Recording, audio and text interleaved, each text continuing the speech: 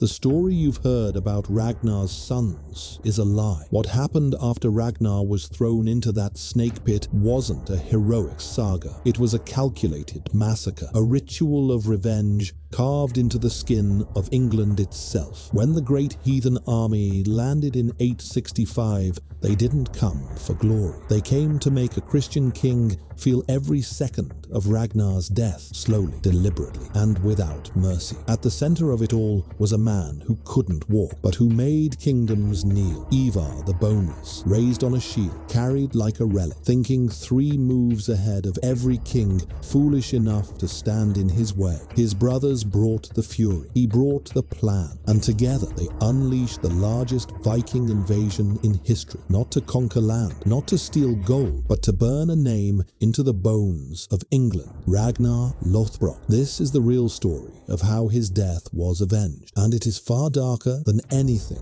you've seen on TV. The news arrived like a raven in winter. Ragnar Lothbrok was dead, not in battle, not with a sword in his hand, but thrown into a pit full of snakes by King Ella of Northumbria, while the venom burned his skin and the reptiles coiled around his still-living body. The messengers recounted that he sang until his last breath, that his final words were a curse, how the little piggies would grunt if they knew how the old boar suffered. The little piggies were his sons, and they listened. Ivar heard it in Leisure, Denmark, where the Jarls were gathering to decide who would command the next expedition. He was lying on a wooden platform, as always. His legs hadn't supported him since birth, bones that never hardened, muscles that never obeyed, but his eyes were those of a predator. When the messenger finished speaking, no one in the hall dared to breathe loudly. Bjorn Ironside heard it at his farm in Sweden, where he was training men for the next raiding season. He smashed a table with his fist. He said nothing. He just began to sharpen his axe. Witzerk heard it while negotiating with Frankish merchants. He left the meeting without finishing the deal, returned home, gathered his men. Sigurd Snake in the Eye heard it while hunting in the forest of Norway. He abandoned the hunt, sent for his ships. Each of them was already a warrior, had already killed, had already conquered. But in that moment, something different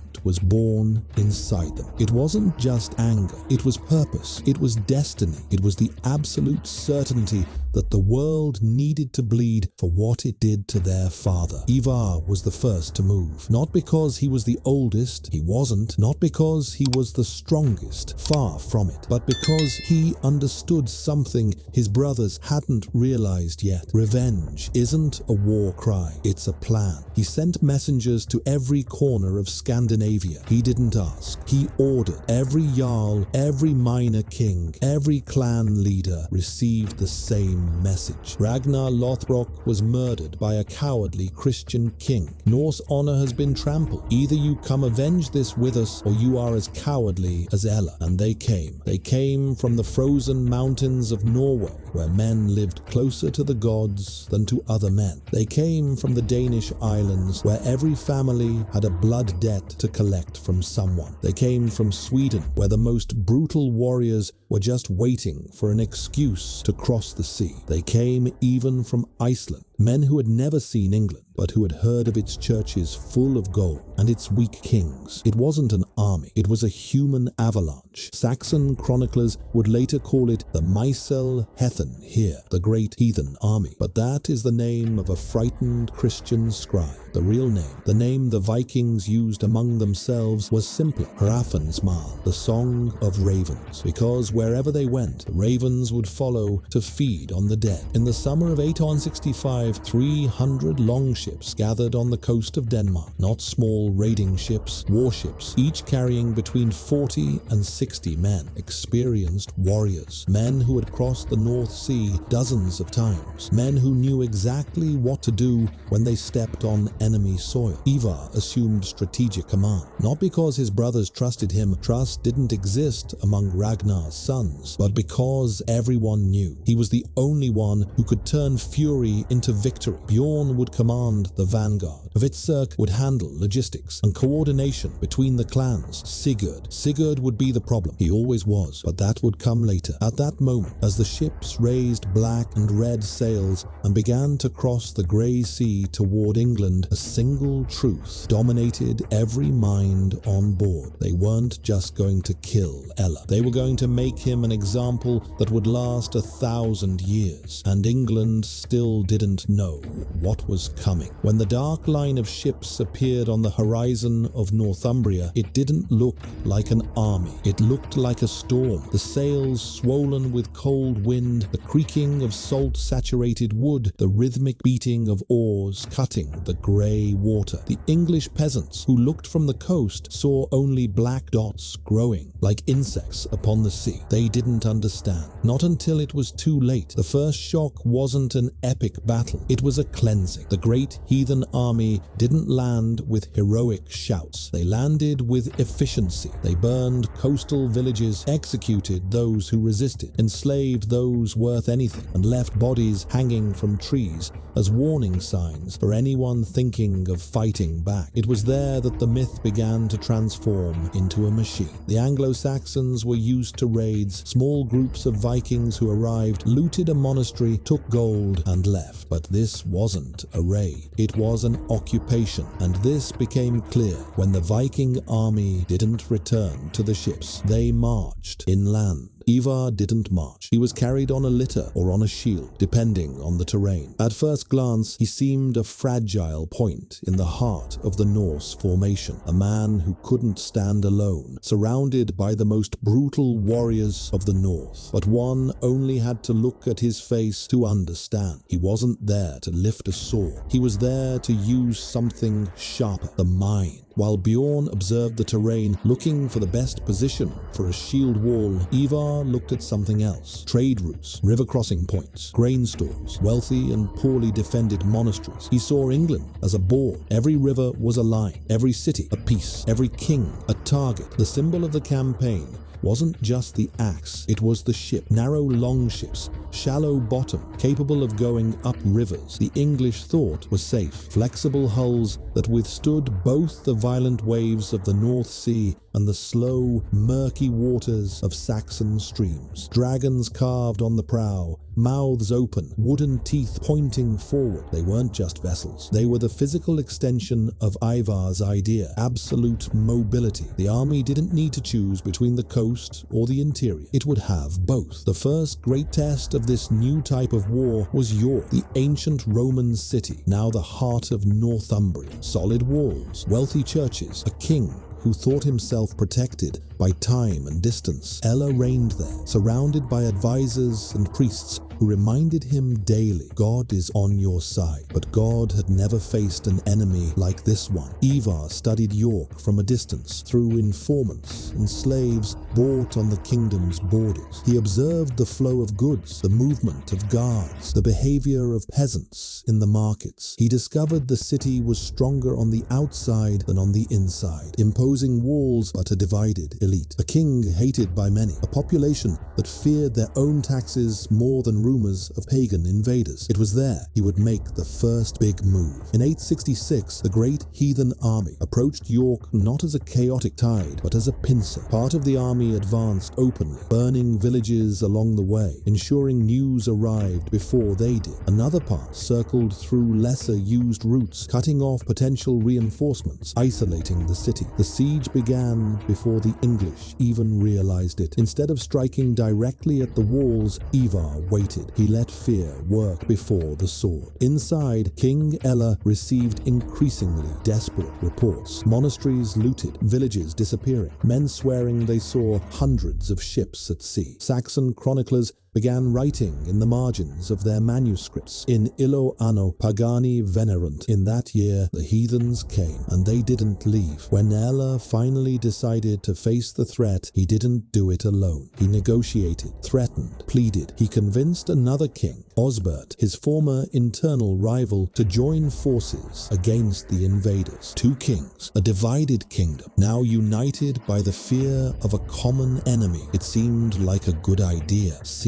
The Vikings knew the battle was coming. They knew they would have the chance to capture or kill the man who threw Ragnar into the snake pit. The Norse encampments that night were a sea of fire. Hammers striking iron, blades being sharpened, shields being reinforced with leather and metal. The smell of smoke, sweat, and anticipation hung heavy in the air. In the center of the camp, Ivar ordered a pole carved with runes to be erected. It wasn't a flag. It was a promise. Blood was spilled on the wood. Sacrifice, request, intention. Men passing by touched the pole with hands dirty from dust and dried blood. It wasn't just war. It was consecrated revenge. However, what was about to happen in York wouldn't just be a meeting between a Christian army and a heathen army. It would be the moment the great heathen army ceased to be just a cluster of vengeful clans and transformed into a symbol of terror for all of Christendom. And the way Ivar planned this first great victory would reveal the true monster that was being born. The battle for York was decided before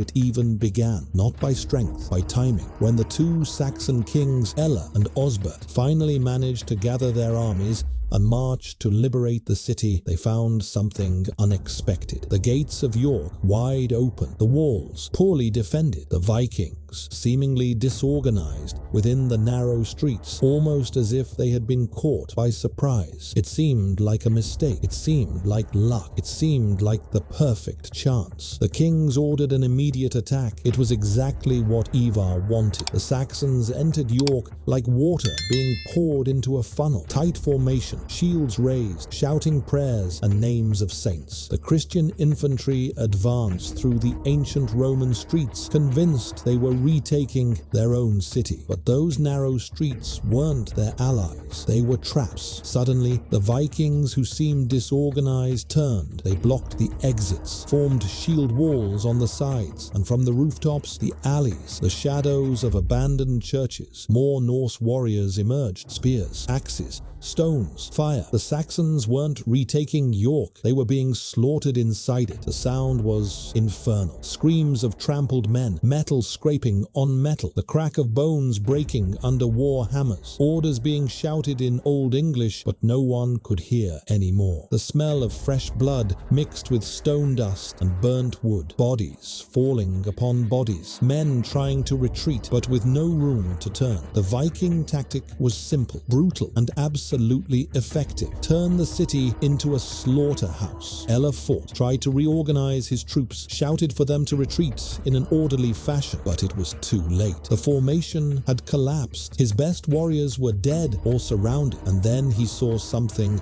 that froze his blood. In the center of the chaos, raised on a shield by 4 enormous men, was Ivar. He held no weapon. He didn't need to. He just watched and pointed. Every gesture of his was a command. Close that street. Push into that alley. Cut that retreat line. He commanded the battle like a chess master moves pieces, and Ella realized in that horrible moment that he never had a chance. The entire battle had been theater, and he was just the main actor awaiting the final act. The Vikings didn't kill Ella on the spot. They captured him alive. Osbert died in battle, sword in hand, trying to cut a way out, but Ella was pulled from his horse, disarmed, dragged through the streets he himself governed days before, thrown at the feet of Ivar the Boneless. And there, in that tense silence, charged with hatred, the true revenge began. Christian chroniclers would later try to erase the details. They wrote only that King Ella was executed by the heathens in a cruel manner. But the Norse sagas hid nothing. They celebrated. Ivar ordered the blood eagle. It wasn't just an execution. It was a ritual. It was a message. It was dark art carved into human flesh. Ella was tied face down, still alive. His back was opened with sharp knives, cutting along the spinal column. The ribs were sawed one by one, separated from the spine, and then pulled outward to the sides like wings. The lungs were ripped out through the opening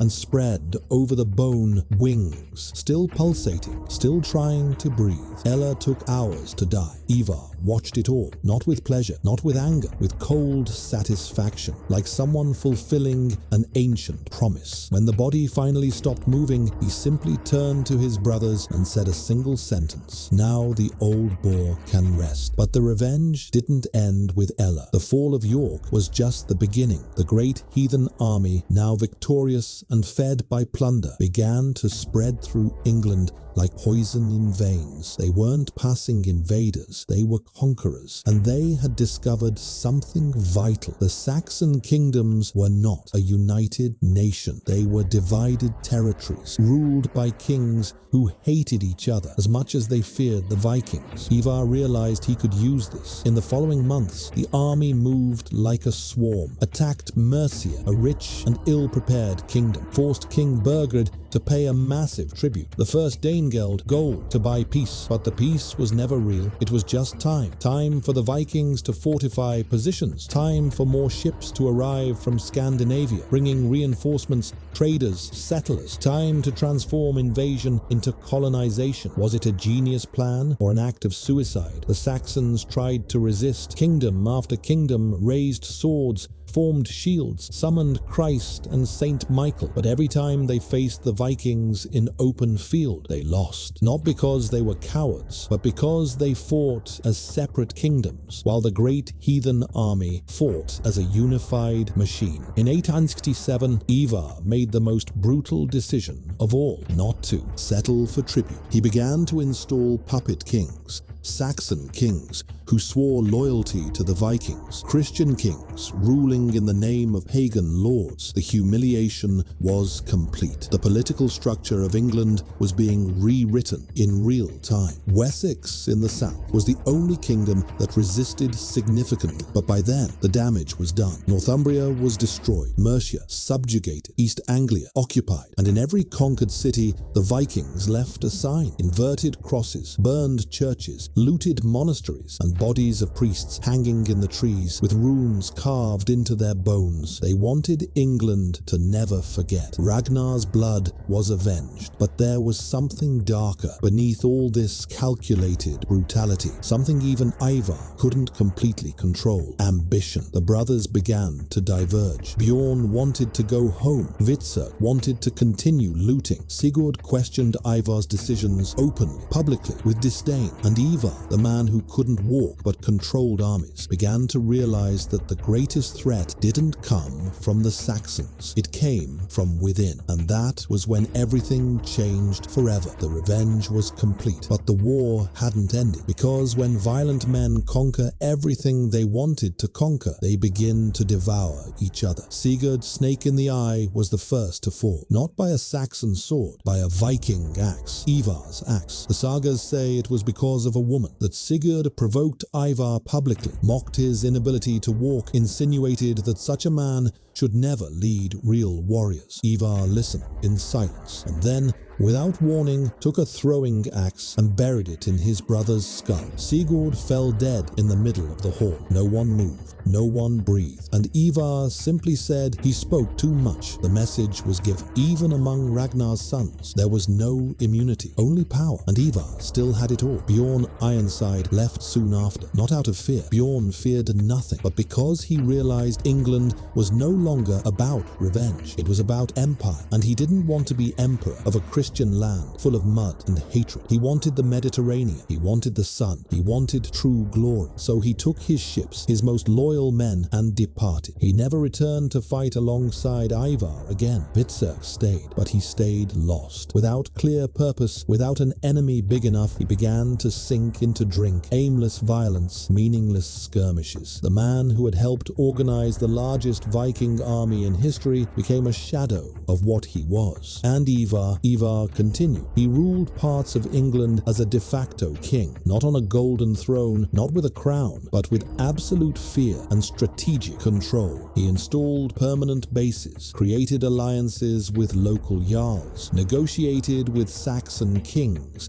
as if they were vassals. He transformed what was an invasion into the Dane law, Danish law, Norse territory in the heart of England, that would last for centuries. But his body was dying. The legs that never worked began to rot. Open wounds that wouldn't heal. Constant pain. Fever that came and went. The warriors around him whispered it was a curse, that the gods were collecting the price for the blood eagle, that killing his own brother had broken something sacred. Ivar didn't believe in that. He believed in cause and effect, and he knew the effect of his life was coming to an end. He died in 873 in Ireland, trying to expand the Viking Empire to the west. He didn't die in glorious battle. He died in a bed, feverish, surrounded by warriors who didn't know what to do without him. His last words, according to the sagas, were simple: bury my bones where the enemies will walk over them. That way, I will continue winning even when dead. And that is exactly what they did. The Vikings buried Ivar in an unmarked grave at a crossroads, so that every Saxon army passing through